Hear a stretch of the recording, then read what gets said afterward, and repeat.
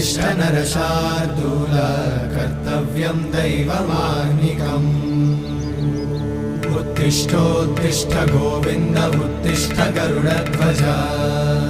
उत्तिष्ठ कमलाकान्त त्रैलोक्यं मङ्गलं कुरु उत्तिष्ठोत्तिष्ठ गोविन्द उत्तिष्ठ गरुडध्वज उत्तिष्ठ कमलाकान्त त्रैलोक्यं मङ्गलं कुरु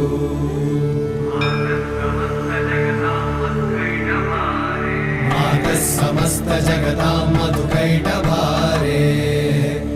वक्षो विहारिणि मनोहर दिव्यमूर्ते